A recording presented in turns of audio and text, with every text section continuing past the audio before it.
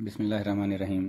السلام علیکم ناظرین، سیرت النبی صلی اللہ علیہ وآلہ وسلم کے 5ویں پارٹ کے ساتھ آپ کی خدمت میں حاضر ہیں۔ اگر ہمارے چینل کا فالوورز پر آپ نئے ہیں تو ذرا چینل سبسکرائب کیجیے گا، ساتھ ہی بیل آئیکن پریس کر دیں تاکہ ہر آنے والی اس طرح کی ویڈیو اور سیرت النبی صلی اللہ علیہ وآلہ وسلم کی جو سیریل چل رہی ہے آپ تک موصول ہوتی رہیں۔ ویڈیو اچھی لگنے کی صورت میں لائک اور شیئر ضرور کیجیے گا۔ سیرت النبی صلی اللہ علیہ وآلہ وسلم کا 5واں پارٹ، شام کا دوسرا سفر۔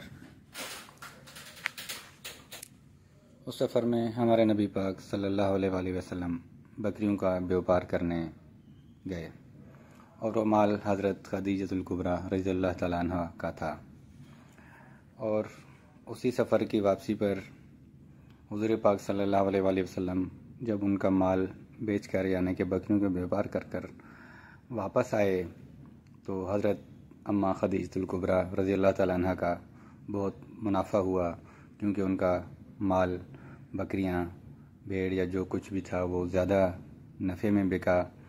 یہ ہمارے نبی پاک صلی اللہ علیہ وسلم کا کمال تھا۔ تو ان کو حضور پاک صلی اللہ علیہ وآلہ وسلم کی ایمانداری بہت پسند آئی اور وہ ان سے بہت متاثر ہوئیں۔